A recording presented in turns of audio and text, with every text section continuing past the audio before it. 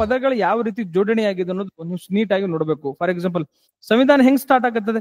ಭಾರತದ ಪ್ರಜೆಗಳಾದ ನಾವು ಭಾರತವನ್ನ ಒಂದು ಸಾರ್ವಭೌಮ, ಸಮಾಜವಾದಿ, ಜಾತ್ಯತೀತ, ಪ್ರಜಾಸತ್ತಾತ್ಮಕ ಗಣರಾಜ್ಯವನ್ನಾಗಿ ನಾವೇನು ಪರಿವರ್ತಿಸಿ, ಇದನ್ನ ನೀವೇನ್ ಮಾಡ್ಬೇಕಾದ್ರೆ ಯಾವ ಪ್ರಕರಣದಲ್ಲಿ ಪೀಠಿಕೆಯನ್ನು ಸಂವಿಧಾನದ ಭಾಗವಲ್ಲ ಅಂತ ಹೇಳಿದೆ ಅದನ್ನ ಕಮೆಂಟ್ ಮಾಡಿ ತಿಳಿಸಿ. ಎಸ್ಸಿಒ ನಮಗೆ ಯಾಕೆ ಇಂಪಾರ್ಟೆಂಟ್ ಇದೆ ಅಂತಂದ್ರೆ, ಭಾರತ 2017ರಲ್ಲಿ ಏನಾಗಿದೆ ಅಂದ್ರೆ ಪಾಕಿಸ್ತಾನ ಜೊತೆಗೆ ಭಾರತ ಮತ್ತು ಪಾಕಿಸ್ತಾನ 2017ರಲ್ಲಿ ಮೆಂಬರ್ಶಿಪ್ ಅನ್ನು ಪಡ್ಕೊಂಡಿವೆ. ಆ ಸರ್ಕಾರದ ಮುಖ್ಯಸ್ಥರ ಸಭೆ 2024 ಎಲ್ಲಿ ನಡೀತಂದ್ರೆ ಪಾಕಿಸ್ತಾನದಲ್ಲಿ ನಡೀತು. 23ನೇ ಸಭೆ, ಅದು 23ನೇ ಸಭೆ. ಅದರಲ್ಲಿ ನಮ್ ವಿದೇಶಿ ಮಂತ್ರಿ, ವಿದೇಶಿ ಫಾರಿನ್ ಮಿನಿಸ್ಟರ್ ಆದಂತ ಎಸ್ ಜಯಶಂಕರ್ ಅವರು ಭಾಗಿಯಾಗಿದ್ರು. ಸೈಬರ್ ಅಪರಾಧ ಎಂದರೇನು? ಹೌದಾ, ಎಂದರೇನು? ಹೌದಾ, ಈ ಸೈಬರ್ ಅಪರಾಧದ ಸೈಬರ್ ಅಪರಾಧ ಎಂದರೇನು? ಅದರ ವಿಧಗಳು ಯಾವ್ಯಾವು? ಹೌದಾ, ಅದರ ವಿಧಗಳು ಯಾವ್ಯಾವು? ಅದರ ಯಾವ ವಿಧಾನಗಳ ಮೂಲಕ ನಾವು ಸೈಬರ್ ಅಪರಾಧ ಮಾಡ್ತಾರೆ, ಜೊತೆಗೆ ಇದರ ಪರಿಣಾಮವೇನು? ನಮಸ್ಕಾರ ಸ್ನೇಹಿತರೆ, ವೆಲ್ಕಮ್ ಟು ನಮ್ಮ KPSC. ಇದಕ್ಕಿಂತ ಮುಂಚಿತವಾಗಿ ನಾವು 2 MCQ ಗಳನ್ನ ಡಿಸ್ಕಷನ್ ಮಾಡಿ, ಹಿಂದಿನ ಕ್ಲಾಸ್ ಅಲ್ಲಿ ನಾವು ಕ್ಲಾಸ್ ಮಾಡಿರ್ತೀವಿ, ಅದ್ರ ಬೇಸಿಸ್ ಮೇಲೆ 2 MCQ ಗಳನ್ನ ನಿಮಗೆ ಪ್ರಾಕ್ಟೀಸ್ ಮಾಡಿಸಿ ನೆಕ್ಸ್ಟ್ ನಾವೇನ್ ಮಾಡೋಣ ಅಂತಂದ್ರೆ ಇಂದಿನ ಇಂಪಾರ್ಟೆಂಟ್ ತರಗತಿಗಳ ಬಗ್ಗೆ ಡಿಸ್ಕಸ್ ಮಾಡುವ ಪ್ರಯತ್ನವನ್ನು ಮಾಡೋಣ. ಇತ್ತೀಚೆಗೆ ಏನಾಗಿದೆ, SCO ಸಮಿಟ್ ಆಗಿದೆ. SCO ಸಮಿಟ್ ಸಾಕಷ್ಟು ಇಂಪಾರ್ಟೆಂಟ್ ಇದೆ. ಆಲ್ರೆಡಿ UPSC 2021 ನಲ್ಲಿ ಕ್ವಶನ್ಸ್ ಮೇನ್ಸ್ ಕೊಡ್ಕೊಂಡಿದ್ದಾನೆ. ಅಟ್ ದ ಸೇಮ್ ಟೈಮ್ ಜಾತ್ಯತೀತ ಮತ್ತು ಸಮಾಜವಾದಿ ಪದವನ್ನ ಸಂವಿಧಾನದಿಂದ ತೆಗೆದುಹಾಕಿ ಎಂಬುದು RSS ಏನ್ ಮಾಡಿದೆ ಅಂದ್ರೆ, RSS ನ ಕಾರ್ಯದರ್ಶಿಯವರು ಆಗ್ರಹ ಮಾಡಿದ್ದಾರೆ. ಹಾಗಾದ್ರೆ ಆ ಜಾತ್ಯತೀತ ಮತ್ತು ಸಮಾಜವಾದಿ ಪದವನ್ನ ಪೀಠಿಕೆಯನ್ನು ಯಾವಾಗ ಸೇರಿಸ್ಕೊಂಡ್ವಿ ಅದ್ರ ಬಗ್ಗೆ ಡಿಸ್ಕಸ್ ಮಾಡೋಣ.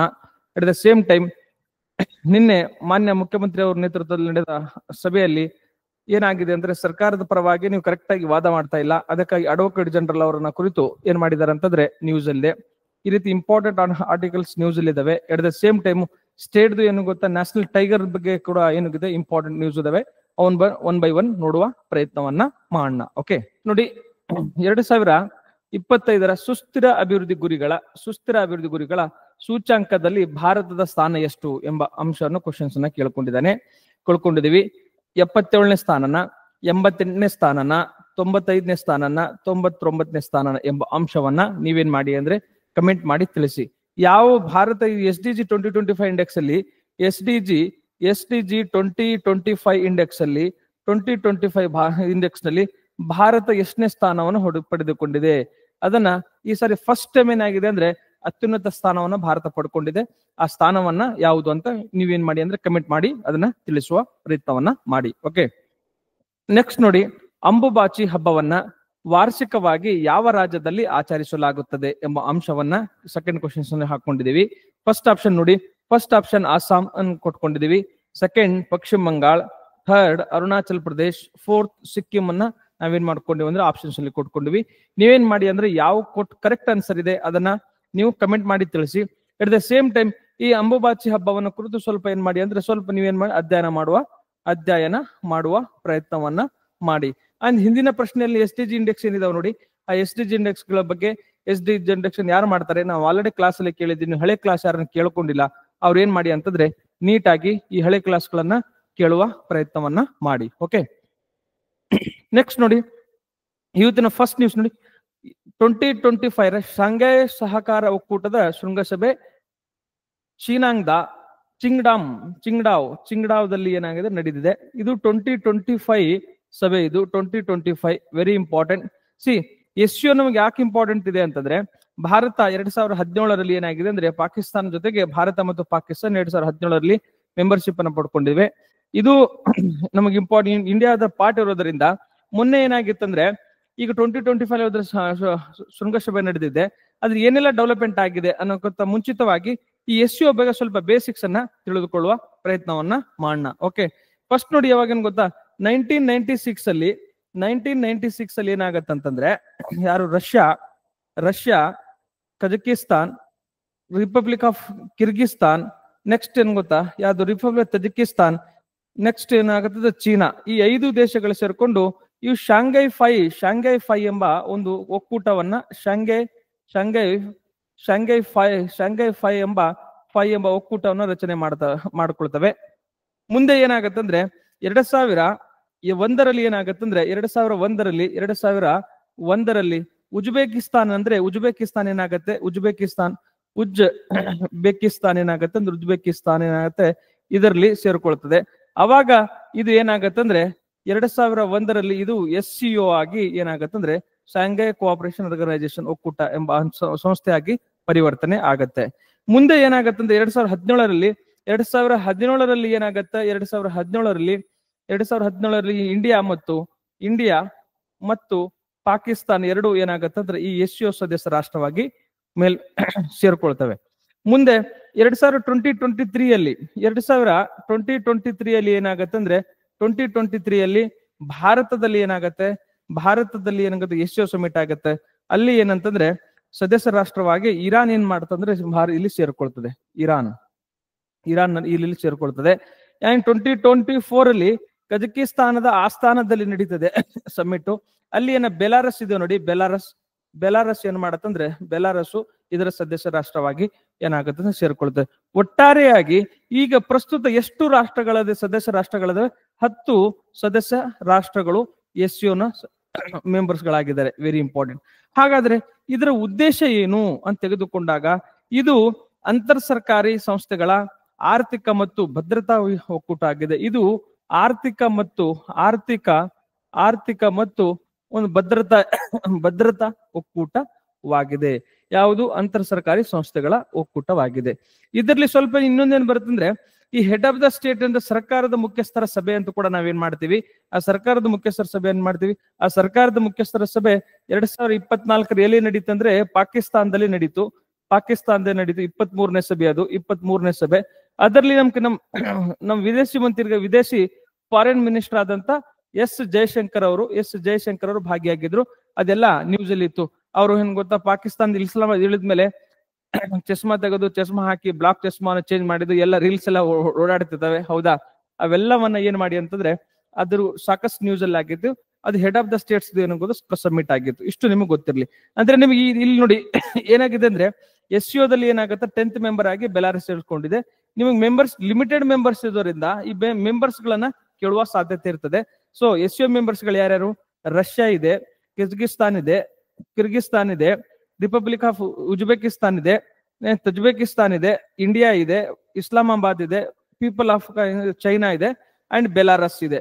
ಈ 5 ರಾಷ್ಟ್ರಗಳು ಈ SCO ಸದಸ್ಯ ರಾಷ್ಟ್ರಗಳಾಗಿ ಏನಕ್ಕೆ ನೋಂದಾಯಿಸಿಕೊಂಡಿವೆ. ಇದು ನಿಮಗೆ ಗೊತ್ತಿರಲಿ. ನೆಕ್ಸ್ಟ್ ಜೊತೆಗೆ ಈಗ 2023ರಲ್ಲಿ ಏನಾಗಿದೆ ಅಂದ್ರೆ 2023ರಲ್ಲಿ ನಾವೇನ್ ಮಾಡ್ಕೊಂಡಿವಿ, 2000 SCO ಸಮಿಟ್ಸ್ ಅನ್ನ ಭಾರತದಲ್ಲಿ ಆಯೋಜನೆ ಮಾಡ್ಕೊಂಡಿವಿ. ಅಲ್ಲಿ ಏನಾಗತ್ತಂದ್ರೆ ಈ SCO ಮತ್ತು ಭಾರತದ ಏನ್ ಇಶ್ಯೂ ಇದೆ ಅಂತಂದ್ರೆ ಈ BRI ಇನಿಷಿಯೇಟಿವ್ ಇದೆ ನೋಡಿ, belt and road initiative of China. ಈ ಚೀನಾ ಏನಾಗತ್ತಂದ್ರೆ ನಮ್ದು ಪಾಕ್ ಆಕ್ಯುಪೈಡ್ POK ಅಲ್ಲಿ ಪಾಕ್ ಆಕ್ಯುಪೈಡ್ ಕಾಶ್ಮೀರ ಹಾದೋಗುತ್ತೆ. ಅದಕ್ಕಾಗಿ ಈ ಪ್ರಾಜೆಕ್ಟ್ ನಾವೇನ್ ಮಾಡಿಲ್ಲ ಅಂದ್ರೆ ಸಿಗ್ನೇಚರ್ ಮಾಡಿಲ್ಲ. ಎಟ್ the same time 2030 ಏನಾಗಿದ್ರೆ SCO strategic development plan ಅಂತ ಒಂದು ಮಾಡ್ಕೊಂಡಿದ್ದಾರೆ. ಭಾರತ ಇದ್ರ ಪಾರ್ಟ್ ಕೂಡ ಇಲ್ಲ. ಈ 2 ಅಂಶಗಳನ್ನ ನೀವೇನ್ ಮಾಡ್ಬೇಕಾಗತ್ತಂದ್ರೆ ನೆನ್ಪಿಟ್ಕೋಬೇಕಾಗತ್ತೆ. ಇಷ್ಟು ಈ SCO ಬಗ್ಗೆ ಬೇಸಿಕ್ಸ್ ಇರ್ಲಿ. ಇದ್ರ ಜೊತೆಗೆ ಏನಾಗುತ್ತೆ ಗೊತ್ತಾ, 2025 ಮೀಟಿಂಗ್ ಅಲ್ಲಿ ಯಾರಂದ್ರೆ ನಮ್ಮ ರಕ್ಷಣಾ ಸಚಿವರಾದಂತ ರಾಜನಾಥ್ ಸಿಂಗ್ ಅವ್ರು ಏನ್ ಮಾಡಿದ ಅಂದ್ರೆ ರಾಜನಾಥ್ ಸಿಂಗ್ ಅವರು ಏನ್ ಮಾಡಿದ್ದಾರೆ, ಭೇಟಿ ಕೊಟ್ಟಿದ್ದಾರೆ ಚೀನಾಕ್ಕೆ. ಇಲ್ಲಿ ಅವ್ರು ಏನ್ ಮಾಡಿದ ಅಂದ್ರೆ ಈ ಪಹಲ್ಗಾಮ್ ಘಟನೆ ಏನಾಯ್ತಲ್ಲ, ಪಹಲ್ಗಾಮ್ ಘಟನೆ ಏನ್ ಕಾಶ್ಮೀರದಲ್ಲಿ ಶೂಟೌಟ್ ಆಯ್ತು, ಅದನ್ನ ಏನ್ ಮಾಡಿದಾರೆ ಅಂತಂದ್ರೆ ಅದನ್ನ ಖಂಡಿಸುವಲ್ಲಿ ಏನ್ ಮಾಡಿದ್ರೆ ಚೀನಾದಲ್ಲಿ ಏನಾಗಿದೆ ಅದ ರೆಸಲ್ಯೂಷನ್ ಅನ್ನ ಅವರು ಸಮರ್ಥನೆ ಮಾಡ್ಲಿಲ್ಲ. ಅದಕ್ಕಾಗಿ ಭಾರತ ಏನ್ ಮಾಡಿದೆ ಅಂದ್ರೆ ಅದೇನು ಡಾಕ್ಯುಮೆಂಟ್ ಸ್ಟ್ರಾಟಜಿ ಡಾಕ್ಯುಮೆಂಟ್ ಸಿಗ್ನೇಚರ್ ಮಾಡ್ಬೇಕಿತ್ತು, ಅದಕ್ಕೆ ಭಾರತ ಏನ್ ಮಾಡಿದೆ ಅಂದ್ರೆ ಸಿಗ್ನೇಚರ್ ಅನ್ನ ಹಾಕಿಲ್ಲ. ಯಾಕಂದ್ರೆ ನೀವು ನಮಗ್ ಕೋಆಪರೇಷನ್ ಮಾಡಂಗಿಲ್ಲ ಅಂದ್ರೆ ನಾವು ನಿಮಗೆ ಕೋಆಪರೇಷನ್ ಮಾಡೋದಿಲ್ಲ. ಇಷ್ಟು ನಿಮಗೆ 2025 ರಾಜನಾಥ್ ಸಿಂಗ್ ಸಾಹೇಬರು ಭೇಟಿ ಅಲ್ಲಿ ಕೊಟ್ಟಿದ್ದಾರೆ SCOಗೆ. ಇಷ್ಟು ನಿಮಗೆ ಗೊತ್ತಿರ್ಲಿ ಒಂದು. ಅಂಡ್ ಇಲ್ಲಿ ನೋಡಿ ಈ ಮ್ಯಾಪ್ ಅಲ್ಲಿ ಏನ್ ಕೊಟ್ಟಿದ್ದೀನಿ ಗೊತ್ತಾ, ಈಗ ಫಾರ್ ಎಕ್ಸಾಂಪಲ್ ರಷ್ಯಾ, ಹೌದಾ, ಅದರ ರಾಜಧಾನಿ ಮಾಸ್ಕೋ, ಲ್ಯಾಂಗ್ವೇಜ್ ರಷ್ಯನ್, ಕರೆನ್ಸಿ ಏನ್ ಗೊತ್ತಾ ರಷ್ಯನ್ ರೂಬೆಲ್, ಹೌದಾ, ಪ್ರೆಸಿಡೆಂಟ್ ವ್ಲಾದಿಮಿರ್ ಪುಟಿನ್. ಈ ಬೇಸಿಕ್ಸ್ ಅನ್ನ, ಆ ದೇಶದ ಬೇಸಿಕ್ಸ್ ಗಳನ್ನ ನಾನು ಹಾಕೊಳ್ಳುವ ಪ್ರಯತ್ನವನ್ನ ಮಾಡ್ಕೊಂಡಿದ್ದೀನಿ ಒಂದು. ಅಂಡ್ ಈ Kazakhstan, Kyrgyzstan, Uzbekistan and Tajikistan ಮತ್ತು ಈ ವಿದ್ರೋಣಿ ಈ ಯಾವ್ದು ಇದನ್ನು ಪ್ರಿವಿಯಸ್ ಕ್ವಶನ್ ಪೇಪರ್ ನೋಡಿದಾಗ ಇದನ್ನ east to west east to west and west to east ಆಗಿ ಏನ್ ಮಾಡ್ಕೋತ ಇದು ಅರೇಂಜ್ ಮಾಡಿ ಅಂತ ಈ ದೇಶಗಳನ್ನ ಕ್ವಶನ್ಸ್ ಅನ್ನ ಕೇಳ್ಕೊಂಡಿದ್ದಾನೆ. ಯಾಕಂದ್ರೆ ಎಲ್ಲಾ ಸ್ಥಾನ ಬರೋದ್ರಿಂದ ಏನಾಗುತ್ತೆ, ವಿದ್ಯಾರ್ಥಿಗಳಿಗೆ ಕನ್ಫ್ಯೂಷನ್ ಆಗುತ್ತೆ. ಅದನ್ನ ಏನ್ ಮಾಡಿ ಅಂತಂದ್ರೆ ನೀಟಾಗಿ ನೆನ್ಪಿಟ್ಕೊಳ್ಳೋ ಪ್ರಯತ್ನವನ್ನ ಮಾಡಿ. ಎಟ್ ದ ಸೇಮ್ ಟೈಮ್ ನೋಡಿ, ಈ ಕಜಕಿಸ್ತಾನ್, ಕಿರ್ಗಿಸ್ತಾನ್, ಉಜ್ಬೇಕಿಸ್ತಾನ್ ಮತ್ತು ತಜಿಕಿಸ್ತಾನ್ಗಳನ್ನ ಏನೇನು ಅವ್ರ ರಾಜಧಾನಿ ಯಾವುದು, ಅದರ ಲ್ಯಾಂಗ್ವೇಜ್ ಯಾವುದು, ಅದರ ಕರೆನ್ಸಿ ಯಾವುದು ಮತ್ತು ಅದರ ಪ್ರೆಸಿಡೆಂಟ್ ಯಾರಂತ ಕ್ವಶನ್ಸ್ ಅನ್ನ ಕೇಳ್ಕೊಂಡಿದ್ರಿ. ರಾಜಧಾನಿ, ಕರೆನ್ಸಿ ಮತ್ತು ಏನು ಅವ್ರ ಕ್ಯಾಪಿಟಲ್ ಸ್ಟ್ಯಾಟಿಕ್ ಇರ್ತದೆ, ಆದ್ರೆ ಅವ್ರ ಪ್ರೆಸಿಡೆಂಟ್ ಏನಾಗ್ತಾರೆ ಚೇಂಜ್ ಆಗ್ತಿರ್ತಾರೆ. ನೀವೇನ್ ಮಾಡ್ಬೇಕಂದ್ರೆ ಅದನ್ನ ಒಂದ್ಸಾರಿ ನೋಡ್ಕೊಳ್ಳುವಾಗ ಪರೀಕ್ಷೆಗೆ ಹೋಗುವ ಮುನ್ನ ಅದನ್ನೇನ್ ನೋಡ್ಕೊಂಡು ನೀವೇನಾಗತ್ತೆ ಹೋಗ್ಬೇಕಾಗತ್ತೆ. ಇಷ್ಟು ನಿಮ್ಗೆ SCA ಬಗ್ಗೆ ಬೇಸಿಕ್ಸ್ ಇಷ್ಟು ಗೊತ್ತಿದ್ರೆ there is a more than enough. ಓಕೆನಾ? ಅಂಡ್ ಇಲ್ಲಿನ ಕ್ವಶನ್ ಏನ್ ಕೇಳಿದ್ದ ನೋಡಿ, ಈ ಟಾಪಿಕ್ ಯಾಕಷ್ಟು ನಾನು ಫೋಕಸ್ ಮಾಡ್ತಾ ಇದ್ದೀನಿ ಅಂತಂದ್ರೆ, ಈ ಕ್ವಶನ್ ಕೇಳಿದಾನ ನೋಡಿ, ಏನ್ ಕ್ವಶನ್ ಕೇಳಿದಾನಂದ್ರೆ UPSC 2021 ನಲ್ಲಿ ಕ್ವಶನ್ಸ್ ಅನ್ನ ಕೇಳಿದಾನೆ. ಏನ್ ಕ್ವಶನ್ಸ್ ಕೇಳಿದಾನೆ? SCO ಗುರಿಗಳು ಮತ್ತು ಉದ್ದೇಶಗಳು, ಗುರಿಗಳನ್ನ ವಿಮರ್ಶಾತ್ಮಕವಾಗಿ ಪರೀಕ್ಷಿಸಿ. ಅದ್ರ ಗುರಿಗಳನ್ನ ಮತ್ತು ಉದ್ದೇಶಗಳನ್ನ ಏನ್ ಮಾಡಿ ಅಂದ್ರೆ ವಿಮರ್ಶಾತ್ಮಕವಾಗಿ ಪರೀಕ್ಷಿಸಿ. ಇದು ಭಾರತದಕ್ಕೆ ಪ್ರಾಮುಖ್ಯತೆಯನ್ನು ಹೊಂದಿದೆಯೇ ಅಂತ ಕ್ವಶನ್ ಕೇಳ್ಕೊಂಡಿದೀವಿ. ಯಾಕಂದ್ರೆ SCO ಏನ್ ಮಾಡ್ತಾ ಇದೆ, BRI project and China's one belt one road ಏನು BRI ಪ್ರಾಜೆಕ್ಟ್ ಅಂತ ಮಾಡ್ಕೊಂಡಿವಿ. ಆ BRI ಪ್ರಾಜೆಕ್ಟ್ಸ್ ಗೆ ಏನಾಗಿದೆ ಅಂದ್ರೆ ಇದು ನಮ್ಮ POK ಮೂಲಕ ಹಾದೋಗ್ತದೆ, ನಮ್ಮ ಇಂಟಿಗ್ರಿಟಿಯನ್ನ ಇದು ಪ್ರಶ್ನೆ ಮಾಡ್ತಾ ಇದೆ. ಸೊ ಅದ್ರಲ್ಲಿ ಏನೇನ್ ನಡೀತಾ ಇದೆ ಅಂದ್ರೆ ಭಾರತ ಏನ್ ಮಾಡ್ಕೊಂಡಿದೆ ಅಂತಂದ್ರೆ ಈ BRI SCO ಏನ್ ಸದಸ್ಯರಾಗಿದೆ. ಇದರಿಂದ ಈ ತಜಿಕಿಸ್ತಾನ್, ಉಜ್ಬೇಕಿಸ್ತಾನ್, ಕಿರ್ಗಿಸ್ತಾನ್ ಜೊತೆ ಭಾರತ ಎಂಗೇಜ್ ಮಾಡೋದು ಏನಾಗತ್ತೆ ಅಂದ್ರೆ ಹೆಲ್ಪ್ ಆಗತ್ತೆ. ಅದನ್ನ ಇಂಪಾರ್ಟೆನ್ಸ್ ಅನ್ನ ನೀವೇನಾಗತ್ತೆ ಮುಖ್ಯ ಪರೀಕ್ಷೆಗೆ ಯಾವ ರೀತಿ ಕ್ವಶನ್ಸ್ ಬರ್ಬೋದು ಅನ್ನೋದಕ್ಕೆ ಒಂದು ಎಕ್ಸಾಂಪಲ್ ಆಗಿ ಇದನ್ನ ಹಾಕೊಂಡಿದ್ದೀನಿ. ಓಕೆ, ನೆಕ್ಸ್ಟ್ ನೋಡಿ, 2036 ಒಲಿಂಪಿಕ್ಸ್ ಅತಿಥ್ಯಕ್ಕೆ ಈವರೆಗೆ ಪ್ರಕ್ರಿಯೆಗೆ ತಡೆ. ಇನ್ನು ಕ್ರಿಸ್ಟಿ ಕೋವೆಂಟ್ರಿ. ಈ ಕ್ರಿಸ್ಟಿ ಕೋವೆಂಟ್ರಿ ಜಿಂಬಾಬ್ವೆ ಅವರು, ಜಿಂಬಾಬ್ವೆ, ಹೌದಾ? ಈ ಜಿಂಬಾಬ್ವೆ ಅವರು ಇತ್ತೀಚೆಗೆ ಏನಾಗಿದೆ ಅಂದ್ರೆ ಈ ಒಲಿಂಪಿಕ್ ಸಮಿತಿದ ಇಂಟರ್ನ್ಯಾಷನಲ್ ಒಲಿಂಪಿಕ್ ಕಮಿಟಿ ಇದೆಯಲ್ಲ, ಈ ಕಮಿಟಿಗೆ ಆಯ್ಕೆಯಾದ ಮೊದಲ ಮಹಿಳೆ ಮತ್ತು ಏನಾಗಿದೆ ಅಂತಂದ್ರೆ ಇವರು ಆಫ್ರಿಕಾ ಮೂಲದ ಮೊದಲ ಮಹಿಳೆ ಅಂತ ಕೂಡ ನಾವೇನ್ ಮಾಡ್ತೀವಿ, ಇದನ್ನ ಮಾಡ್ತೀವಿ. IOC ಇಂಟರ್ನ್ಯಾಷನಲ್ ಒಲಿಂಪಿಕ್ ಕಮಿಟಿಗೆ ಈವರೆಗೆ ಯಾರು ಮಹಿಳೆ ಅಧ್ಯಕ್ಷರೇ ಆಗಿದ್ದಿಲ್ಲ. ಆದ್ರೆ ಈ ಆಫ್ರಿಕಾ ಮೂಲದವರಾದಂತಹ ಯಾರು ಕ್ರಿಸ್ಟಿ ಕೋವೆಂಟ್ರಿ ಅವರು ಏನ್ ಮಾಡಿದ್ದಾರೆ ಅಂದ್ರೆ ಅಧ್ಯಕ್ಷರಾಗಿದ್ದಾರೆ. ಇದನ್ನ ಲಾಸ್ಟ್ ಕ್ಲಾಸ್ ಅಲ್ಲಿ ಡಿಸ್ಕಸ್ ಮಾಡ್ಕೊಂಡ್ವಿ. ಆದ್ರೆ ನಿಮ್ಗೆಲ್ಲ ಗೊತ್ತಿದೆ 2024ರಲ್ಲಿ ಏನ್ ಮಾಡಿದ್ದು, ಪ್ಯಾರಿಸ್ ಅಲ್ಲಿ ನಾವೇನ್ ಮಾಡಿದ್ವಿ, ಪ್ಯಾರಿಸ್ ಅಲ್ಲಿ ಒಲಿಂಪಿಕ್ ನಡೀತು. 2028ಕ್ಕೆ ಲಾಸ್ ಏಂಜಲ್ಸ್ ನೋಡಿ, ಲಾಸ್ ಏಂಜಲ್ಸ್ ಅಲ್ಲಿ ಏನ್ ಗೊತ್ತಾ, USA ದಲ್ಲಿ ಏನ್ ಗೊತ್ತಾ, ನಾವು ಒಲಿಂಪಿಕ್ಸ್ ನ ಮಾಡ್ತಾ ಇದೀವಿ. ಇದು ಒಲಿಂಪಿಕ್ಸ್ 2-3 ಕಾರಣಗಳಿಂದ ನ್ಯೂಸ್ ಅಲ್ಲಿ ಇದೆ. ಒಂದು, ಕ್ರಿಕೆಟ್ ಏನಾಗಿದೆ ಅಂದ್ರೆ ಕ್ರಿಕೆಟ್ ಈ ಒಲಿಂಪಿಕ್ಸ್ ಅಲ್ಲಿ ಸೇರ್ಕೊಂಡಿದೆ. ಎಟ್ ದ ಸೇಮ್ ಟೈಮ್ ಈ 2024 ಅಲ್ಲಿ ಪ್ಯಾರಿಸ್ ಅಲ್ಲಿ ಏನಾಯ್ತು, ಅದಕ್ಕೆ 60,000 ಕೋಟಿ ಏನಾಗಿದೆ ಖರ್ಚಾಗಿದೆ ಅಂತ ನ್ಯೂಸ್ ಅಲ್ಲಿ ಬಂದಿತ್ತು. ಈ 2 ಕಾರಣಗಳಿಂದ ಕೂಡ ನ್ಯೂಸ್ ಇತ್ತು. ಜೊತೆಗೆ ಅವರು ಕ್ರಿಸ್ಟಿ ಕೋವೆಂಟ್ರಿ ಅವರು ಮೊದಲ ಅಧ್ಯಕ್ಷರಾಗಿ ಅಧಿಕಾರ ಅದು ನ್ಯೂಸ್ ಇತ್ತು. ಜೊತೆಗೆ ಭಾರತ ಏನ್ ಮಾಡಿದೆ ಅಂದ್ರೆ 2036ಗೆ ಭಾರತ ಒಲಿಂಪಿಕ್ಸ್ ಅನ್ನ ಏನ್ ಮಾಡ್ಕೊಂಡ ಆತಿಥ್ಯ ವಹಿಸೋದಕ್ಕೆ ಬಿಡ್ ಸಲ್ಲಿಸ್ತಾ ಇದೆ. ಸೊ ಅದು ಆ ಪ್ರಕ್ರಿಯೆ ಏನಾಗಿದೆ ಅಂದ್ರೆ ಈಗ ಏನಾಗಿದೆ ಅಂದ್ರೆ ಸ್ಟಾಲ್ ಆಗಿದೆ, ಸ್ವಲ್ಪ ಅದನ್ನ ತಡೆ ಹಿಡಿಯಲಾಗಿದೆ. ಈ ಕಾರಣದಿಂದ ಏನಿದೆ ಅಂತಂದ್ರೆ ಇದು ನ್ಯೂಸ್ ಇದೆ. ನಾನು ಪ್ರಿವಿಯಸ್ ಕ್ಲಾಸ್ ಅಲ್ಲಿ ಏನ್ ಮಾಡ್ಕೊಂಡಿದ್ದೇನೆ, ಈ Olympic international Olympic committee, Olympic ಯಾವಾಗ ಸ್ಥಾಪನೆ ಆಯಿತು, ಅದರ ಉದ್ದೇಶ ಏನು, ಯಾವ್ಯಾವ ಚಳಿಗಾಲದ ಬೇಸಿಗೆಗಾಲ ಮತ್ತು ಯುವ ಒಲಿಂಪಿಕ್ಸ್ ಯಾವ ರೀತಿ ಆಯೋಜನೆ ಮಾಡ್ತದೆ, ಎಲ್ಲವನ್ನ ನಾನು ಏನ್ ಮಾಡ್ಕೊಂಡಿದ್ದೀನಿ, ಪ್ರಿವಿಯಸ್ ಕ್ಲಾಸ್ ಅಲ್ಲಿ ಡಿಸ್ಕಸ್ ಮಾಡ್ಕೊಂಡಿದ್ದೀನಿ. ಆ ಪ್ರಿವಿಯಸ್ ಕ್ಲಾಸ್ ಅನ್ನ ನೀಟಾಗಿ ಅಧ್ಯಯನ ಮಾಡುವ ಪ್ರಯತ್ನವನ್ನ ನೀವು ಮಾಡ್ಬೇಕಾಗತ್ತೆ. ಓಕೆ, ನೆಕ್ಸ್ಟ್ ನೋಡಿ, ಕರ್ನಾಟಕದ ರಾಷ್ಟ್ರೀಯ ಹೆದ್ದಾರಿ ಯೋಜನೆಗೆ 880 ಕೋಟಿ ಹಂಚಿಕೆ. ಈ ಕೇಂದ್ರ ಸಾರಿಗೆ ಸಚಿವಾಲಯ ಇದೆಯಲ್ಲ, ಕೇಂದ್ರ ಸಾರಿಗೆ ಸಚಿವಾಲಯ ರಾಜ್ಯದ ಹೆದ್ದಾರಿಗೆ 888 ಕೋಟಿಯನ್ನ ಏನ್ ಮಾಡಿದೆ, ಬಿಡುಗಡೆ ಮಾಡಿದೆ. ಅದು ಯಾವ ಪ್ರಾಜೆಕ್ಟ್ಸ್ ಗಳಿಗೆ ಅದನ್ನ ಏನ್ ಮಾಡಿ ಅಂದ್ರೆ ಡಿಟೇಲ್ ಡಾಕ್ಯುಮೆಂಟ್ ಅಲ್ಲಿ ನಾವು ವಿಡಿಯೋ ನೋಡಿದ ನಂತರ ನಮ್ಮ ಡಿಸ್ಕ್ರಿಪ್ಷನ್ ಬಾಕ್ಸ್ ಅಲ್ಲಿ ಏನ್ ಡಿಟೇಲ್ ಡಾಕ್ಯುಮೆಂಟ್ ಇದೆ ಅದ್ರಲ್ಲಿ ಎಲ್ಲವನ್ನು ನೀಟಾಗಿ ಕೊಟ್ಕೊಂಡಿವಿ. ಅದನ್ನ ಏನ್ ಮಾಡಿ ಅಂದ್ರೆ ತಿಳಿದುಕೊಳ್ಳುವ ಪ್ರಯತ್ನವನ್ನ ಮಾಡಿ. ಸೊ ಅಂಡ್ ಇದ್ರ ಜೊತೆಗೆ ಈ ಮಂಜೂರಾದ ಹಣವನ್ನ ಯಾವ ಯೋಜನೆಗೆ ನಾವು ಹಣವನ್ನು ಮಂಜೂರು ಮಾಡಿದೀವಿ ಅದೇ ಯೋಜನೆಗೆ ನೀವೇನ್ ಮಾಡಿ ಅಂತಂದ್ರೆ ಹಣವನ್ನ ವಿನಿಯೋಗಿಸಬೇಕು ಎಂಬ ಅಂಶವನ್ನು ಕೂಡ, ಕಂಡೀಷನ್ಸ್ ಕೂಡ ಏನ್ ಹಾಕಿದೆ ಅಂತಂದ್ರೆ ಕೇಂದ್ರ ಏನ್ ಸಾರಿಗೆ ಸಚಿವಾಲಯ ಹಾಕಿನೋದು ನೆನ್ಪಿಡಿ. ಓಕೆ, ನೆಕ್ಸ್ಟ್ ಕೇಂದ್ರ ಭೂ ಸಾರಿಗೆ ಮತ್ತು ಹೆದ್ದಾರಿ ಸಚಿವಾಲಯ ಅಂತ ಕರಿತೀವಿ. ಓಕೆ, ನಿಮ್ಗೆ ಗೊತ್ತಿದೆ ಅಂತ ನಾನು ಭಾವಿಸ್ಕೊಂಡು ನಾನು ಏನ್ ಮಾಡ್ತೀನಿ ಅಂದ್ರೆ ಶಾರ್ಟ್ಕಟ್ ಆಗಿ ಹೇಳುವ ಪ್ರಯತ್ನವನ್ನ ಮಾಡ್ತಿರ್ತೀನಿ. ಓಕೆ, ನೆಕ್ಸ್ಟ್ ನೋಡಿ, ಸೈಬರ್ ಅಪರಾಧಗಳಿಂದ 8.4 ಲ್ಯಾಕ್ ಖಾತೆಗಳ ಬಳಕೆ ಸಿಬಿಐ.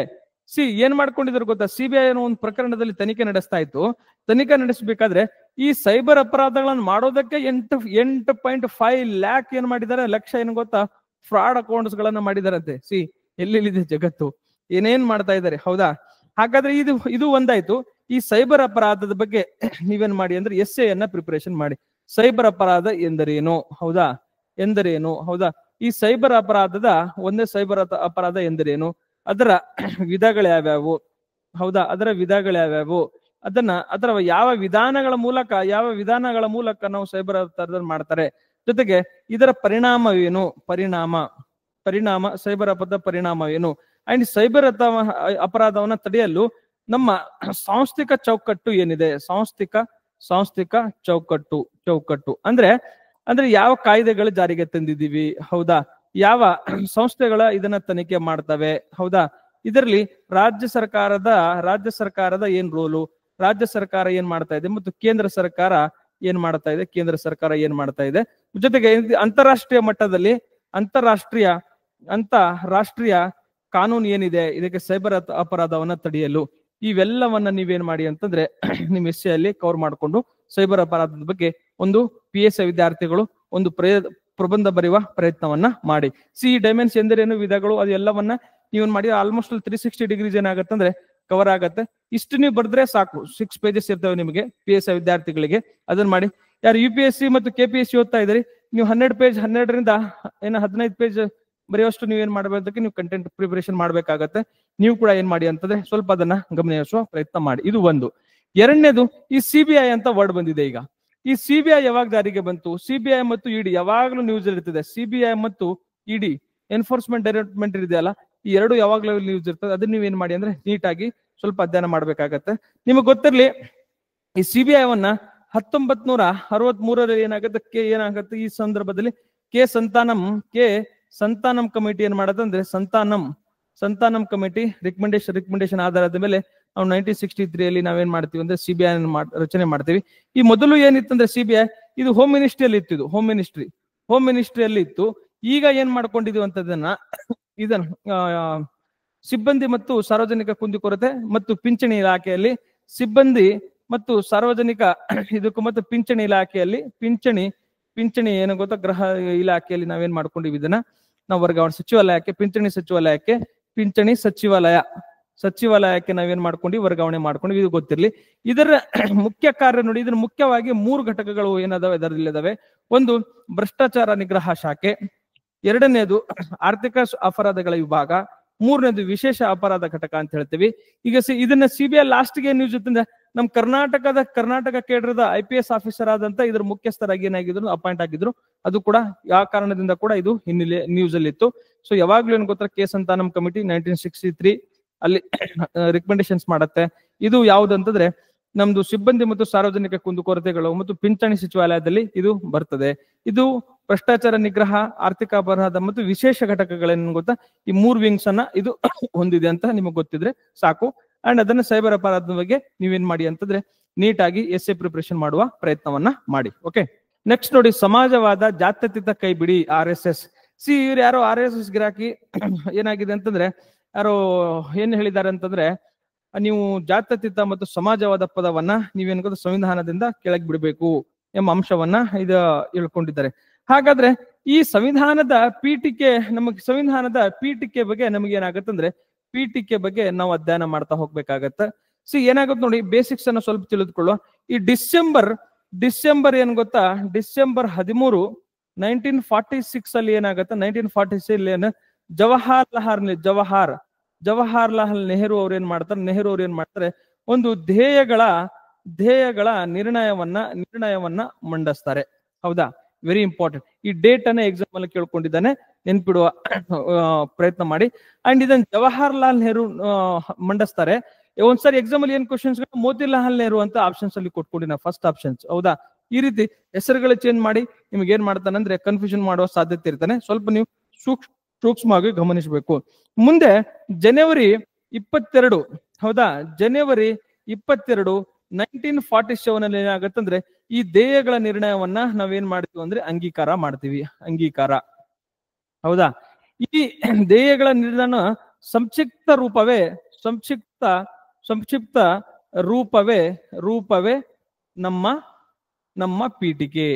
ನಮ್ಮ ಪೀಠಿಕೆ ಆಗಿದೆ. ಇದು ಒಂದು.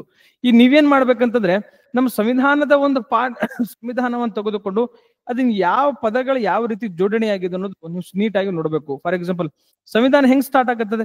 ಭಾರತದ ಪ್ರಜೆಗಳಾದ ನಾವು ಭಾರತವನ್ನ ಒಂದು ಸಾರ್ವಭೌಮ, ಸಮಾಜವಾದಿ, ಜಾತ್ಯತೀತ, ಪ್ರಜಾಸತ್ತಾತ್ಮಕ ಗಣರಾಜ್ಯವನ್ನಾಗಿ ನಾವೇನು ಗೊತ್ತು ಪರಿವರ್ತಿಸಿ.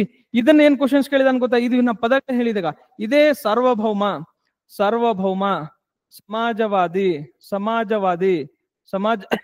ಸಮಾಜವಾದಿ, ನೆಕ್ಸ್ಟ್ ಜಾತ್ಯತೀತ, ಪ್ರಜಾಸತ್ತಾತ್ಮಕ, ಗಣರಾಜ್ಯ. ಈ ಆರ್ಡರ್ ಅನ್ನು ಕೂಡ ಏನ್ ಮಾಡಿದಾನಂತಂದ್ರೆ ಒಂದ್ಸಾರಿ ಎಕ್ಸಾಮ್ ಅಲ್ಲಿ ಕೇಳ್ಕೊಂಡಿದ್ದಾನೆ ಪೀಠಿಕೆಯನ್ನ. ಇದು ಕೂಡ ಏನ್ ಮಾಡಿ ಅಂದ್ರೆ ನೀವು ಅಧ್ಯಯನ ಮಾಡುವ ಪ್ರಯತ್ನವನ್ನು ಮಾಡಿ. ಇದು ಒಂದು. ಎಟ್ the same time KPSC mains ಏನ್ ಕ್ವಶನ್ಸ್ ಕೇಳಿದಾನೆ ಅಂದ್ರೆ KPSC ಮೇನ್ ಏನ್ ಕ್ವಶನ್ಸ್ ಕೇಳ್ಕೊಂಡಿದ್ದಾನೆ ಅಂತಂದ್ರೆ ಸಂವಿಧಾನದ ಪೀಠಿಕೆ ಎಂದರೇನು, ಈ ಸಂವಿಧಾನದ ಗೋಲ್ಡನ್ ಗೋಲ್ಸ್ ಗಳನ್ನ ಏನ್ ಮಾಡಿ ಅಂದ್ರೆ ನೀವು ವಿವರಿಸಿ ಅಂತ ಕ್ವಶನ್ಸ್ ಅನ್ನ ಕೇಳ್ಕೊಂಡಿದ್ದಾನೆ. ಈ ಸಂವಿಧಾನದ ಗೋಲ್ಡನ್ ಗೋಲ್ಸ್ ಅಂದ್ರೆ ಇವುದ ನೋಡಿ, ಇವುಗಳನ್ನ ನೀವೇನ್ ಮಾಡ್ಬೇಕಂದ್ರೆ ನೀವು ಎಕ್ಸ್ಪ್ಲೇನ್ ಮಾಡ್ಬೇಕಾಗತ್ತೆ. ಗಣರಾಜ್ಯ ಅಂದ್ರೆ ಏನು, ಜಾತ್ಯತೀತತೆ ಏನು, ಸಾರ್ವಭೌಮ ಅಂದ್ರೆ ಏನು, ಹೌದಾ, ಪ್ರಜಾಸತ್ತಾತ್ಮಕ ಅಂದ್ರೆ ಏನು. ಇದು ನ್ಯಾಯ ಇದೆ ಸಂವಿಧಾನದಲ್ಲಿ. ನ್ಯಾಯ ಒಂದು ಗೋಲ್ಡನ್ ಗೋಲ್ ನಮ್ಮ ಸಂವಿಧಾನದ ಪೀಠಿಕೆದು. ನ್ಯಾಯ ಅಂದ್ರೆ ಯಾವ್ಯಾವ? ಸಾಮಾಜಿಕ ಮತ್ತು ಆರ್ಥಿಕ ಮತ್ತು ರಾಜಕೀಯ ನ್ಯಾಯ. ಸ್ವಾತಂತ್ರ್ಯವಿದೆ, ಯಾವ ವಿಚಾರ ಅಭಿವ್ಯಕ್ತಿ ಮತ್ತು ನಂಬಿಕೆ ಮತ್ತು ಆರಾಧನೆ ಸ್ವಾತಂತ್ರ್ಯ. ಇವೆಲ್ಲವನ್ನ ನೀವೇನ್ ಮಾಡ್ಬೇಕಾಗತ್ತಂದ್ರೆ ನೀವು ಅಧ್ಯಯನ ಮಾಡ್ಬೇಕಾಗತ್ತೆ. ಇದು ಮುಂದೆ ಏನಾಗುತ್ತೆ ನೋಡಿ, 1976ರಲ್ಲಿ ನಾವು 42ನೇ ಸಂವಿಧಾನ ತಿದ್ದುಪಡಿಯನ್ನ ತರ್ತೀವಿ. ಇದನ್ನ ಮಿನಿ ಕಾನ್ಸ್ಟಿಟ್ಯೂಷನ್ ಅಂತೂ ಕೂಡ ನಾವು ಅದನ್ನ ಕರಿತೀವಿ, ಹೌದಾ? ಯಾಕಂದ್ರೆ ಅಷ್ಟೊಂದು ಸಮಗ್ರವಾದ ಬದಲಾವಣೆ ನಾವು ತಂದುಕೊಟ್ಟಿವಿ. ಇದ್ರ ಮೂಲಕ ಏನ್ ಮಾಡಿದ ಸಂವಿಧಾನದಲ್ಲಿ ಸಮಾಜವಾದಿ,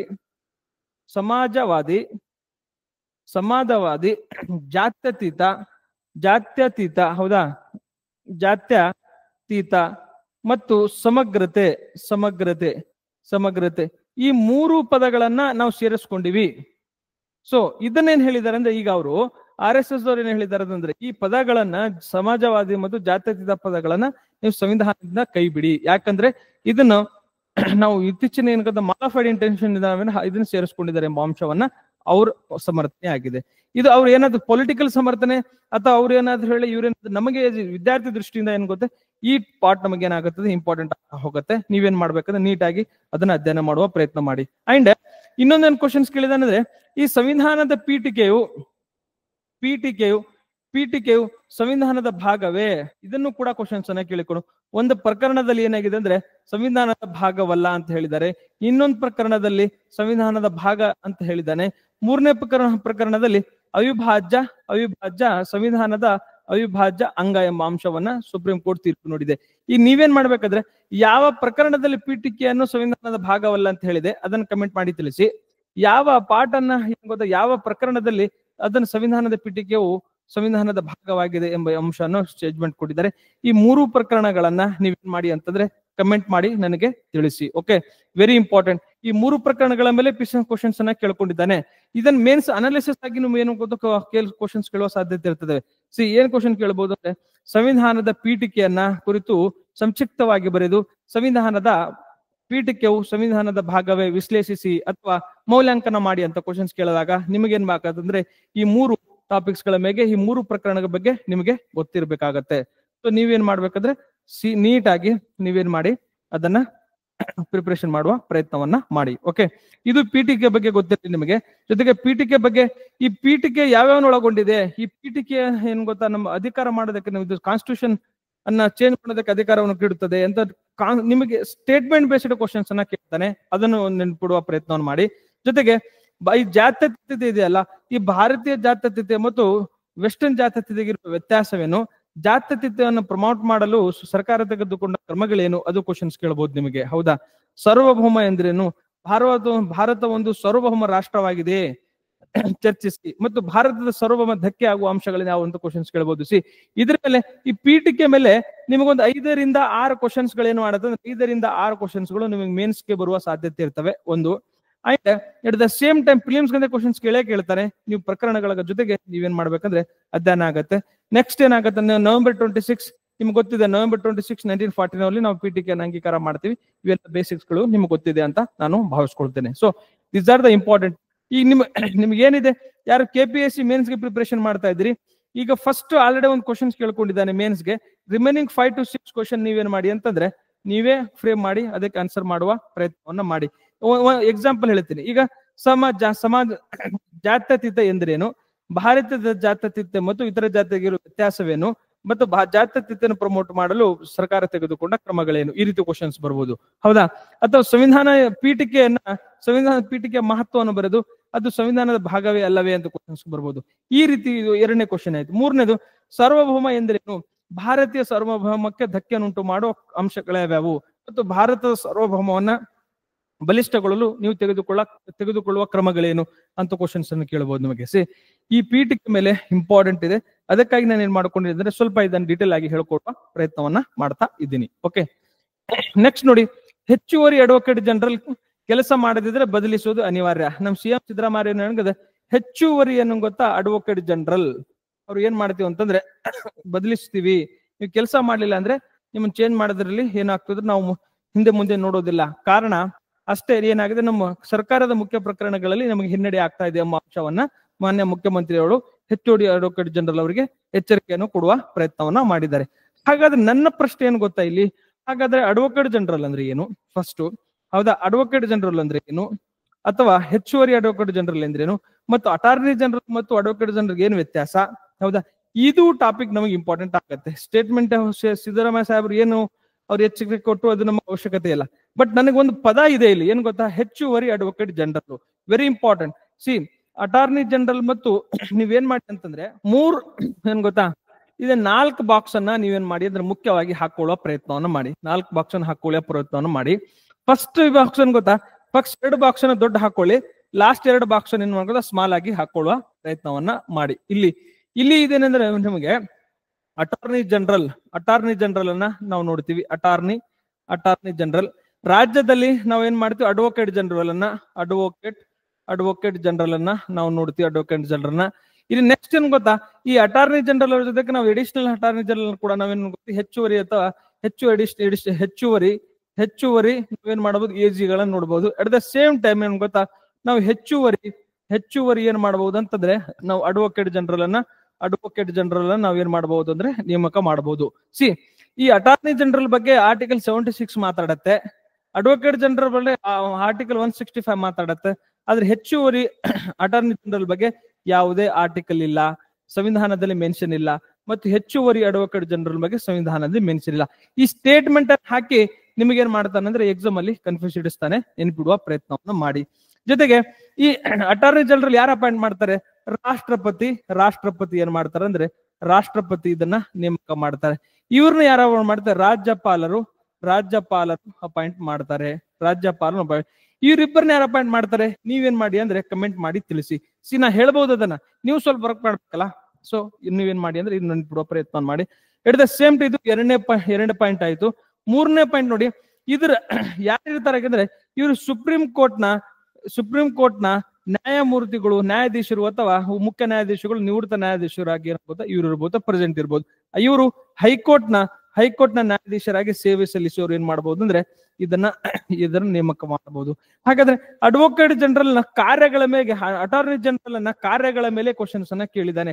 ಏನ್ ಕಾರ್ಯಗಳ, ಅವ್ರ ಮೀಟಿಂಗ್ ಅಲ್ಲಿ ಭಾಗವಹಿಸಬಹುದಾ, ಲೋಕಸಭೆಯಲ್ಲಿ ಭಾಗವಹಿಸಬಹುದಾ, ಅಥವಾ ಇನ್ನೊಂದರಲ್ಲಿ ಭಾಗವಹಿಸಬಹುದಾ, ಅವೆಲ್ಲದರ ಬಗ್ಗೆ ಕ್ವಶನ್ಸ್ ಅನ್ನ ಕೇಳ್ಕೊಂಡಿದ್ದಾನೆ. ಸೊ ನಾನು ನಿಮ್ಗೆ ಏನ್ ಹೇಳಕ್ ಟ್ರೈ ಮಾಡ್ತಾ ಇದ್ದೀನಿ ಅಂದ್ರೆ, ನೀವು 4 ಆಸ್ಪೆಕ್ಟ್ಸ್ ಗಳನ್ನ ಓದ್ಬೇಕು. ಒಂದು ಅಟಾರ್ನಿ ಜನರಲ್ ಮತ್ತು ಅಡ್ವೊಕೇಟ್ ಜನರಲ್ ನ ಕಂಪ್ಯಾರಿಟಿವ್ ಓದಿ. ನೆಕ್ಸ್ಟ್ ಹೆಚ್ಚುವರಿ ಅಟಾರ್ನಿ ಜನರಲ್ ಮತ್ತು ಹೆಚ್ಚುವರಿ ಅಡ್ವೊಕೇಟ್ ಜನರಲ್ ಕಂಪ್ಯಾರಿಸನ್ ಮಾಡಿ ಓದಿ. ಅಂಡ್ PYQ ಗಳನ್ನ ನೋಡಿ. ಒನ್ ಆಫ್ ದ ಕೋರ್ ಇದೆ ಹಾಫ್ ಏನಾಗತ್ತಂದ್ರೆ ಎಕ್ಸಾಮ್ ಇರೋದು ಈ 3 ಕಾನ್ಸ್ಟಿಟ್ಯೂಷನ್ ಬಾಡಿ ಮೇಲೆ 3 ಬಗ್ಗೆ ಬಹಳ ಕ್ವಶನ್ಸ್ ಕೇಳ್ತಾನೆ. ಒಂದು ಎಲೆಕ್ಷನ್ ಕಮಿಷನ್, ಒಂದು ನಮ್ಮ ಅಡ್ವೊಕೇಟ್ ಮತ್ತು ಅಟಾರ್ನಿ AG ಮತ್ತು CAG, ಹೌದಾ, ಇದ್ರ ಮೇಲೆ ಬೇಕಾ AG ಮತ್ತು CAG, ಹೌದಾ. ಈ 3 ಮೇಲೆ ರಿಪೀಟೆಡ್ ಆಗಿ ಕ್ವಶನ್ಸ್ ಅನ್ನ ಕೇಳ್ಕೊಂಡಿದ್ದಾನೆ. ಈ 3 ಟಾಪಿಕ್ ಗಳನ್ನ ಬಹಳ ಅಚ್ಚುಕಟ್ಟಾಗಿ, ಬಹಳ ಸಮಗ್ರವಾಗಿ ನೀವೇನ್ ಮಾಡ್ಬೇಕಾದ್ರೆ ಅಧ್ಯಯನ ಆಗುತ್ತೆ. ಅಂಡ್ ಇದ್ರ ಮೇಲೆ ಮೇನ್ಸ್ ಕೂಡ ರಿಪೀಟೆಡ್ ಆಗಿ ಕ್ವಶನ್ ಅನ್ನ ಕೇಳ್ಕೊಂಡಿದ್ದಾನೆ. ಅದನ್ನು ನೀವೇನ್ ಮಾಡಿ ಅಂದ್ರೆ ಅಧ್ಯಯನ ಮಾಡುವ ಪ್ರಯತ್ನವನ್ನ ಮಾಡಬೇಕಾಗತ್ತೆ. ಓಕೆ, ಇದನ್ನ ಕಂಪ್ಯಾರಿಸನ್ ಇವೆಲ್ಲ ಡಿಟೇಲ್ ಡಾಕ್ಯುಮೆಂಟ್ ಟೇಬಲ್ ಚಾರ್ಟ್ ಅಲ್ಲಿ ನಾನು ಡಿಸ್ಕ್ರಿಪ್ಷನ್ ಬಾಕ್ಸ್ ನಮ್ಮ ಡಿಟೇಲ್ ಡಾಕ್ಯುಮೆಂಟ್ ಏನಿದೆ ಅದನ್ನ ನಾನು ಕೊಡ್ತೇನೆ. ನೀವು ಸ್ವಲ್ಪ ಎಫರ್ಟ್ ಹಾಕುವ ಪ್ರಯತ್ನವನ್ನ ಮಾಡಿ. ಓಕೆ, ನೆಕ್ಸ್ಟ್ ನೋಡಿ, ರೆಪೋ ದರ ಇಳಿಕೆ ಪ್ರಯೋಜನ ವರ್ಗಾಯಿಸಿ. ನಿಮಗೆಲ್ಲ ಗೊತ್ತಿದೆ ಈಗ ಏನಾಗಿದೆ, ಜೂನ್ ಮಂತ್ ಅಲ್ಲಿ ಮೊನ್ನೆ 2025 ಅಲ್ಲಿ ಈ MPC ಮಾನಿಟರಿ ಪಾಲಿಸಿ ಕಮಿಷನ್ ಏನ್ ಮಾಡಿದೆ ಅಂದ್ರೆ ಈ ರೆಪೋ ರೇಟ್ ಅನ್ನ ಏನ್ ಮಾಡಿದೆ ಅಂದ್ರೆ 0.5 ಏನ್ ಮಾಡಿ ಇಳಿಕೆ ಮಾಡಿತ್ತು. ಇದ್ರ ಪ್ರಯೋಜನವನ್ನ ನೀವೇನ್ ಮಾಡ್ಬೇಕಂತಂದ್ರೆ ನೀವು ಕಸ್ಟಮರ್ಗೆ, ಹೌದಾ, ಗ್ರಾಹಕರಿಗೆ ಏನ್ ಮಾಡ್ಬೇಕು, ಗ್ರಾಹಕರಿಗೆ ನೀವೇನ್ ಮಾಡ್ಬೇಕಂದ್ರೆ ವರ್ಗಾಯಿಸಬೇಕು ಎಂಬ ಅಂಶವನ್ನ RBI ಹೇಳಿದೆ. ಇದನ್ನ ಎಕನಾಮಿಕ್ ಟರ್ಮ್ ಅಲ್ಲಿ ಏನಾಗಿದೆ ಅಂದ್ರೆ transmission problems of Indian economic policy ಅಂತ ನಾವು ಇದನ್ನ ಮಾಡ್ತೀವಿ. ಇದನ್ನ ಮಾನಿಟರಿ ಪಾಲಿಟಿ ಕಮಿಷನ್ ನೋಡಿ, ಈಗ ರೆಪೋ ದರ ಇಳಿಕೆ ಆದ ಮೇಲೆ ಬ್ಯಾಂಕ್ ಗಳು ಏನ್ ಮಾಡ್ಬೇಕಂದ್ರೆ ರೇಟ್ ಅನ್ನ ಕಡಿಮೆ ಮಾಡಬೇಕು. ರೇಟ್ ಕಡಿಮೆ ಮಾಡಿದಾಗ ಅದು ಗ್ರಾಹಕರಿಗೆ ಹೆಲ್ಪ್ ಆಗ್ಬೇಕು. ಬಟ್ ಬ್ಯಾಂಕ್ ಏನ್ ಮಾಡ್ತಾ ಇದ್ದಾವೆ, ಕೆಲವೊಂದು ಬ್ಯಾಂಕ್ಗಳು ಇನ್ನೂ ಅದನ್ನ ರೆಪೋ ರೇಟ್ ಅನ್ನ ಅದರ ಲಾಭವನ್ನ ಗ್ರಾಹಕರಿಗೆ ತಲುಪಿಸಿಲ್ಲ. ಇದನ್ನ ಮಾನಿಟರಿ ಪಾಲಿಸಿ ಟ್ರಾನ್ಸ್ಮಿಷನ್ ಪ್ರಾಬ್ಲಮ್ ಅಂತ ನಾವು ಏನ್ಕೋದು ಎಕನಾಮಿಕ್ ಟರ್ಮ್ಸ್ ಅಲ್ಲಿ ಕರ್ಕೋತೀವಿ. ಇದನ್ನ ಏನ್ ಮಾಡಿ ಅಂದ್ರೆ ನೀವು ಪ್ರಯೋಜನ ಕೊಡಿ. ಇದು ಒಂದು ಆಸ್ಪೆಕ್ಟ್ಸ್. ಇದು ಈಗ ನಾನೇನ್ ಹೇಳಿದೀನಿ ಗೊತ್ತಾ, MPC ಮಾನಿಟರಿ ಪಾಲಿಸಿ ಕಮಿಷನ್ ಹೇಳಿದ್ದೀನಿ. ಇದು ಯಾವಾಗ ಜಾರಿಗೆ ಬಂತು, ಯಾವಾಗ ಜಾರಿಗೆ ಬಂತು, ಇದರ ರಚನೆ ಏನು, ಇದರ ಅಧ್ಯಕ್ಷರಾಗಿರ್ತದೆ, ಇದರ ಕೆಲಸವೇನು, ಹೌದಾ, ಇದರ ಕೆಲಸವೇನು ನೀವು ನೀಟಾಗಿ ಅಧ್ಯಯನ ಮಾಡಬೇಕಾಗತ್ತೆ. 1ನೇ ಪಾಯಿಂಟ್ ಇದು. ಎರಡನೇ ಸೇಮ್ ಟೈಮ್ ನೋಡಿ, ಈ RBI ಕುರಿತು ನೀವು 360 ಡಿಗ್ರಿ ಏನ್ ಮಾಡಿ ಅಂದ್ರೆ ಅಧ್ಯಯನ ಮಾಡುವ ಪ್ರಯತ್ನವನ್ನು ಮಾಡಿ. ಮೂರನೇದು ನಿಮ್ಗೇನು ಗೊತ್ತಾ, ರೆಪೋ ರೇಟ್ ಅಂದ್ರೆ ಏನು, ಹೌದಾ, ರಿವರ್ಸ್ ರೆಪೋ ರೇಟ್ ಅಂದ್ರೆ ಏನು, ಬ್ಯಾಂಕ್ ರೇಟ್ ಅಂದ್ರೆ ಏನು, SLR ಅಂದ್ರೆ ಏನು, ಹೌದಾ, CRR ಅಂದ್ರೆ ಏನು, ನೆಕ್ಸ್ಟ್ ಏನ್ ಗೊತ್ತಾ, ಏನ್ ಗೊತ್ತಾ, ಈಗ OMO ಓಪನ್ ಮಾರ್ಕೆಟ್ ಆಪರೇಷನ್ ಅಂದ್ರೆ ಏನು, ಈ ಎಲ್ಲಾ ಟರ್ಮ್ಸ್ ಗಳ ಬಗ್ಗೆ ನೀವೇನು ಗೊತ್ತಾ, ಬೇಸಿಕ್ಸ್ ಗೊತ್ತಿರಬೇಕು. ಬೇಸಿಕ್ಸ್ ಡೆಫಿನೇಷನ್ ಗೊತ್ತಿರಬೇಕು, ಒಂದೇದಿದು. ಆದ್ರೆ ಎಕ್ಸಾಮಿನ ಏನ್ ಮಾಡ್ತಾ ಇದ್ದಾನೆ ಗೊತ್ತಾ, ಈ ಬೇಸಿಕ್ಸ್ ನ ಅಪ್ಲಿಕೇಶನ್ ಮಾಡಿ ಏನಂದ್ರೆ ಕ್ವಶನ್ಸ್ ಅನ್ನ ಕೇಳ್ತಾ ಇದ್ದಾನ. ಅಪ್ಲಿಕೇಶನ್ ಪಾರ್ಟ್ ಅಲ್ಲಿ ನಾವೇನ ಕ್ವಶನ್ಸ್ ಅನ್ನ ಕೇಳ್ತಾ ಇದೀವಿ. ಏನ್ ಅಪ್ಲಿಕೇಶನ್, ಇನ್ ಕೇಸ್ RR ಏನ್ಕೋದ ರೆಪೋ ರೇಟ್ ಕಡಿಮೆ ಆಗೋದ್ರಿಂದ ಈಗ ಸಾಲಗಾರರ ಮೇಲೆ ಯಾವ ರೀತಿ ಇಂಪ್ಯಾಕ್ಟ್ ಆಗತ್ತೆ, ಸಾಲ ಕೊಡುವವರ ಮೇಲೆ ಯಾವ ರೀತಿ ಇಂಪ್ಯಾಕ್ಟ್ ಆಗತ್ತೆ, ಬಾಂಡ್ಗಳ ಮೇಲೆ ಯಾವ ರೀತಿ ಇಂಪ್ಯಾಕ್ಟ್ ಆಗತ್ತೆ. ನೆಕ್ಸ್ಟ್ ಗೊತ್ತಾ, ನಮ್ಮ ಆಮದು ಮತ್ತು ರಫ್ತು ಮೇಲೆ ಯಾವ ರೀತಿ ಇಂಪ್ಯಾಕ್ಟ್ ಆಗತ್ತೆ, ಹಣದೊಬ್ಬರದ ಮೇಲೆ ಯಾವ ರೀತಿ ಇಂಪ್ಯಾಕ್ಟ್ ಆಗತ್ತೆ. ನೆಕ್ಸ್ಟ್ ಗೊತ್ತಾ, ನಮ್ಮ ಮಾನಿಟರಿ ಪಾಲಿಸಿಯನ್ನ ಮೇಂಟೈನ್ ಮಾಡೋದ್ರಲ್ಲಿ ಇದರ ರೋಲ್ಗಳೇನು. ಈ ರೀತಿ ನಿಮ್ಮ ಅಪ್ಲಿಕೇಶನ್ ಪಾರ್ಟ್ ಅಲ್ಲಿ ಏನಾಗಿದೆ ಅಂದ್ರೆ ಕ್ವಶನ್ಸ್ ಅನ್ನ ಕೇಳ್ತಾ ಇದ್ದೇನೆ. ಆದ್ರೆ ನಮ್ ಕನ್ನಡ ಮಾಧ್ಯಮದ ವಿದ್ಯಾರ್ಥಿಗಳ ಒಂದು ಪ್ರಾಬ್ಲಮ್ ಏನಂದ್ರೆ, ನೀವು ಬುಕ್ಕಿಸ್ಟ್ ಅನ್ನ ಏನ್ ಕೊಟ್ಟಿರ್ತಾರೆ ಡೆಫಿನೇಷನ್ಸ್ ಗಳನ್ನ ಅದನ್ನ ನೀವು ಓದ್ಕೊಂಡಿರ್ತೀರಿ. ಬಟ್ ಎಕ್ಸಾಮ್ ಇಲ್ಲಿ ಮುಂದೆ ಬಂದು ಒಂದು ಸ್ಟೆಪ್ ಮುಂದೆ ಬಂದು ಎಕ್ಸಾಮ್ ಕೇಳ್ತಾ ಇದ್ದಾನೆ, ನೀವೇನ್ ಮಾಡ್ತಾ ಇದ್ದೀರಿ, ಅಲ್ಲಿ ತೊದಲ್ತಾ ಇದ್ದೀರಿ, ಅಲ್ಲಿ ಏನಾಗುತ್ತೆ ಡಿಫಿಕಲ್ಟ್ ಆಗ್ತಾ ಇದೆ. ಸೊ ಈ ಪ್ರಾಬ್ಲಮ್ ನಿಮ್ಗೆ ಫೇಸ್ ಮಾಡಬಾರ್ದಂತಂದ್ರೆ ನೀವೇನ್ ಮಾಡ್ಬೇಕು, ನೀವು ಮಲ್ಟಿಪಲ್ ಏನ್ ಗೊತ್ತಾ ಟೆಸ್ಟ್ ಸೀರೀಸ್ ಗಳನ್ನ ನೀವು ಅಟೆಂಡ್ ಮಾಡಬೇಕು, ಹಳೆ ಪೇಪರ್ ಗಳನ್ನ ನೀವು ಪ್ರಾಕ್ಟೀಸ್ ಮಾಡಬೇಕು. ಮತ್ತೆ ನಿಮ್ಮ ಅಪ್ಲಿಕೇಶನ್ ಈ ರೀತಿ ಏನಾಗುತ್ತೆ, ಸೊ ಈ ಬೇರೆ ಬೇರೆ ಆಸ್ಪೆಕ್ಟ್ಸ್ ಮೇಲೆ ಏನಾಗುತ್ತೆ, ನೀವು ಅದನ್ನ ಪ್ರಾಕ್ಟೀಸ್ ಮಾಡಿದ್ರೆ ಮಾತ್ರ ನಿಮಗೆ ಏನಾಗುತ್ತೆ ಅಂದ್ರೆ ಇವೆಲ್ಲವೂ ಸಾಧ್ಯ. ಅದರ್ವೈಸ್ ಏನಾಗುತ್ತೆ ಗೊತ್ತಾ, ನೀವು ಓದ್ತೀರಿ ಮತ್ತೆ ನಿಮಗೆ ಬೇಕಾದ ಒಂದು ಫಲಿತಾಂಶ ನಿಮಗೆ ಸಿಗುವುದಿಲ್ಲ. This main reason. ಓಕೆ, ಇಷ್ಟೇನ್ ಗೊತ್ತಾ, ಈ ಬೇಸಿಕ್ ಹೋಮ್ ವರ್ಕ್ ಅನ್ನ ನೀಟಾಗಿ ಮಾಡುವ ಪ್ರಯತ್ನವನ್ನ ಮಾಡಿ. ಓಕೆ, ನೆಕ್ಸ್ಟ್ ನೋಡಿ, ರೊನಾಲ್ಡೋ ಒಪ್ಪಂದ ಮುಂದುವರಿಕೆ. ಏನಾಗಿದೆ, ರೊನಾಲ್ಡೋ ಸಾಹೇಬ್ರು ನಮ್ಗೆ ಗೊತ್ತಿದೆ, ಫುಟ್ಬಾಲ್ ಪ್ಲೇಯರು. ಏನಾಗಿದೆ ಅಂತಂದ್ರೆ ಅವರು ನಾನು ಇದು ಮಾಡಂಗಿದಿಲ್ಲ ಈಗ ಅಂತ ಹೇಳಿದ್ರು. ಬಟ್ ಈಗ ಏನ್ ಗೊತ್ತಾ, ಕ್ರಿಸ್ಟಿಯಾನೋ ರೊನಾಲ್ಡೋ ಸೌದಿ ಅರೇಬಿಯಾದ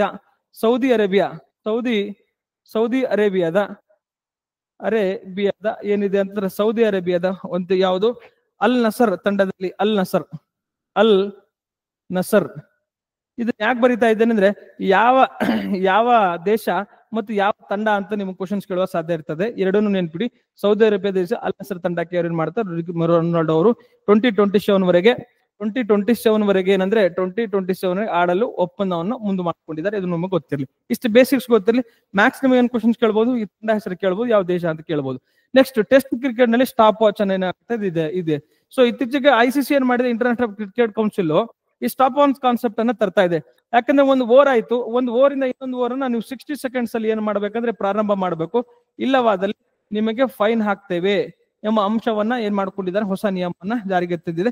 ಈ ಶ್ರೀಲಂಕಾದಲ್ಲಿ ಏನ್ ನಡೀತಾ ಇದೆ, ಶ್ರೀಲಂಕಾ ಮತ್ತು ಬಾಂಗ್ಲಾದೇಶ ಸರಣಿಯಲ್ಲಿ ಶ್ರೀಲಂಕಾ ಮತ್ತು ಬಾಂಗ್ಲಾದೇಶ ಏನಾಗ್ತದೆ ಟೆಸ್ಟ್ ಸರಣಿ ನಡೀತಾ ಇದೆ.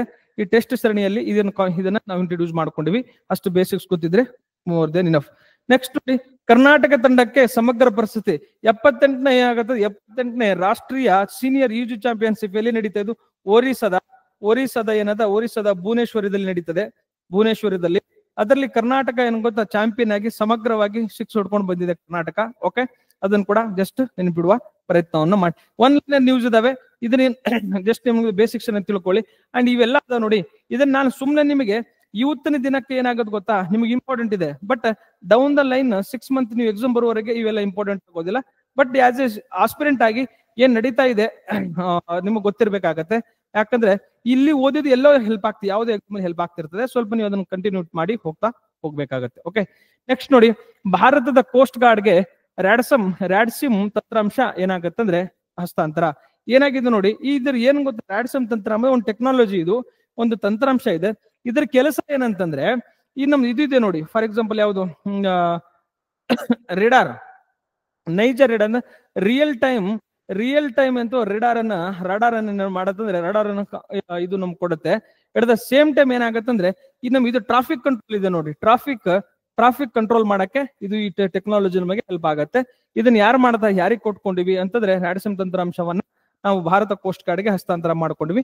ಇಷ್ಟು ಬೇಸಿಕ್ಸ್ ಗೊತ್ತಿದ್ರೆ there is more than enough. ಇದನ್ನ ಯಾರು ಮಾಡಿದ್ರೆ ಬೆಂಗಳೂರು ವಾಯುಪಡೆಯ ಸಾಫ್ಟ್ವೇರ್ ಡೆವಲಪ್ಮೆಂಟ್ ಇನ್ಸ್ಟಿಟ್ಯೂಟ್, ಬೆಂಗಳೂರಿನಲ್ಲಿರುವಂತಹ ಬೆಂಗಳೂರಿನಂತ ವಾಯುಪಡೆಯ ಸಾಫ್ಟ್ವೇರ್ ಡೆವಲಪ್ಮೆಂಟ್ ಏನ್ ಗೊತ್ತಾ, ಸಾಫ್ಟ್ವೇರ್ ಡೆವಲಪ್ಮೆಂಟ್ ಒಂದು ಇನ್ಸ್ಟಿಟ್ಯೂಟ್ ಇದೆ, ಸಾಫ್ಟ್ವೇರ್ ಡೆವಲಪ್ಮೆಂಟ್ ಇನ್ಸ್ಟಿಟ್ಯೂಟ್. ಅದು ಏನ್ ಮಾಡಿಕೊಂಡಿದ್ದಾರೆ, ಇದನ್ನ ರ್ಯಾಡ್ಸಿಮ್ ಎಂಬ ತಂತ್ರಾಂಶವನ್ನು ಅಭಿವೃದ್ಧಿಪಡಿಸಿದೆ. ಇಷ್ಟು ಬೇಸಿಕ್ಸ್ ಗೊತ್ತಿದೆ.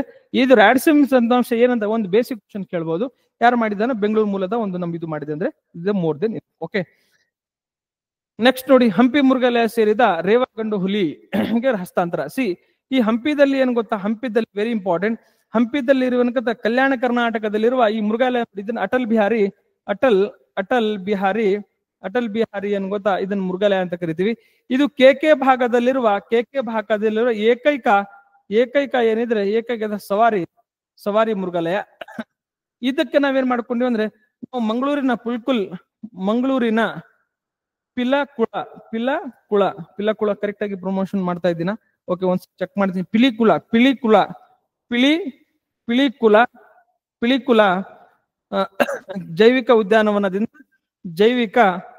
ಜೈವಿಕ ಉದ್ಯಾನವನದಿಂದ ಏನ್ ಮಾಡಿದ್ವಿ ಅಂದ್ರೆ ಏನ್ ಮಾಡ್ಕೊಡ್ವಿ, ಈ ಹಂಪಿ ಅಟಲ್ ಬಿಹಾರಿ ಮೃಗಾಲಯಕ್ಕೆ ನಾವೇನು ಟ್ರಾನ್ಸ್ಫರ್ ಮಾಡ್ಕೊಡ್ವಿ. ಇಷ್ಟು ಬೇಸಿಕ್ಸ್ ಗೊತ್ತಿರ್ಲಿ.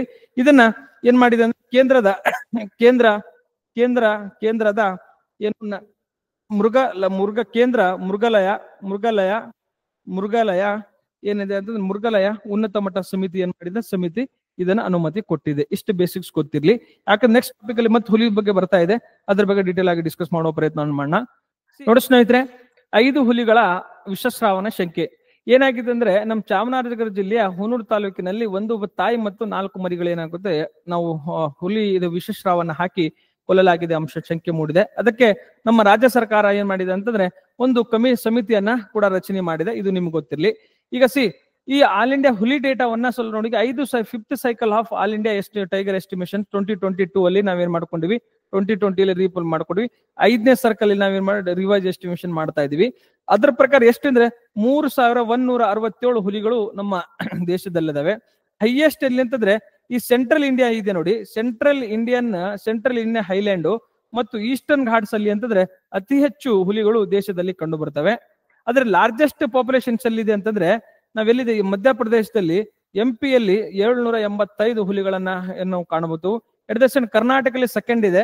ಕರ್ನಾಟಕದಲ್ಲಿ ಎಷ್ಟಿದೆ ಅಂತಂದ್ರೆ 563 ಹುಲಿಗಳು ಕರ್ನಾಟಕದಲ್ಲಿ ಅದಾವೆ. ಇದು 9, ವೆರಿ ಇಂಪಾರ್ಟೆಂಟ್.